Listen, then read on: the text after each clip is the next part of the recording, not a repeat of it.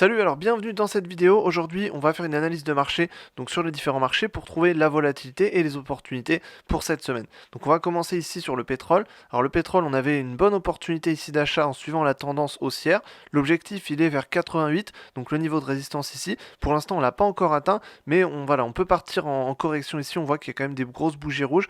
Donc là, on pourrait partir en correction jusque par exemple 81, qui est un niveau intéressant, ou 82, puis ensuite rebondir pour finir le mouvement jusqu'à 88. En tout cas, pour l'instant, on a un bon mouvement ici, ça se dégage pas mal, on peut potentiellement prendre des trades soit à la vente pour jouer la correction, soit à l'achat, donc en attendant un petit peu la correction pour ensuite viser l'objectif de 88. Ensuite, sur le S&P 500, ici, on avait une belle tendance haussière également, on a corrigé la semaine dernière, donc intéressant à voir. La correction peut tout à fait continuer ici jusque par exemple 4325, donc le niveau qu'on a noté ici, c'est un niveau sur lequel le prix pourrait très bien rebondir pour ensuite réatteindre 4600. Donc pour l'instant, on reste dans une période de correction à l'intérieur d'une tendance haussière, donc il faut faire attention, mais des trades à l'achat pourraient être intéressants quand on sera sur des niveaux un peu plus bas. Ensuite, sur le CAC 40, alors cette fois-ci, on est un peu en range finalement, il corrige, mais finalement pas à la baisse, donc plutôt dans un range. Donc on est entre 7100 et 7600. Donc pour l'instant, on reste dans ces deux bornes ici. On est plutôt sur la partie basse, donc ça suggère plutôt qu'on va partir à la hausse, donc on a déjà corrigé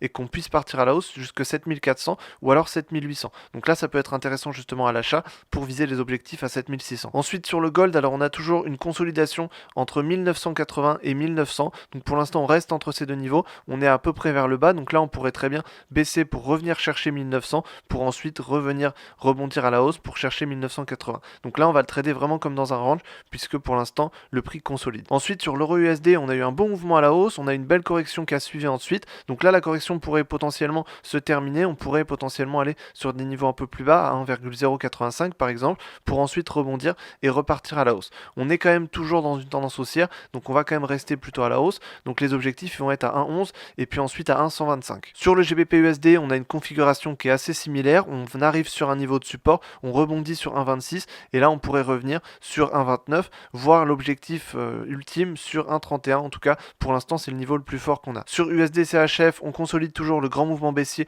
qu'on a eu ici. Donc là, on va rester plutôt haussier, même si on rebondit sur un niveau de support, il y a quand même des chances qu'on aille chercher une correction un peu plus grande. Sur USD Yen, ici, on est toujours dans une tendance haussière pour l'instant, même si on a eu un grand mouvement baissier. Donc pour l'instant, on pourrait venir chercher le niveau des 145. Sur USD CAD, pareil, on est venu chercher un niveau de résistance. Donc là, on pourrait rebondir pour revenir chercher 1,33 pour ensuite repartir à la hausse ici sur 1,36. Ensuite, sur les crypto-monnaies, alors ça bouge pas vraiment. Si on regarde le Bitcoin ici, voilà, il n'y a pas grand chose à faire ici. On a que du range, que de la consolidation sur le Bitcoin. Sur l'Ethereum, c'est à peu près la même chose. On est orienté à la baisse en plus. Donc voilà, il n'y a pas grand chose à faire sur les crypto-monnaies non plus. Donc pour moi, les meilleures opportunités pour cette semaine, elles sont dans un premier temps sur l'USD Yen. On a une belle configuration haussière ici et on pourrait viser 145. Donc là, c'est intéressant. On a le pétrole ici avec un gros mouvement haussier qui pourrait continuer. Donc on pourrait chercher une correction pour rebondir dessus et repartir à la hausse sur 88. Et ensuite sur le S&P 500 avec un mouvement haussier qui peut arriver puisqu'on est en période de correction. Donc on pourrait trouver un point bas très intéressant pour un achat.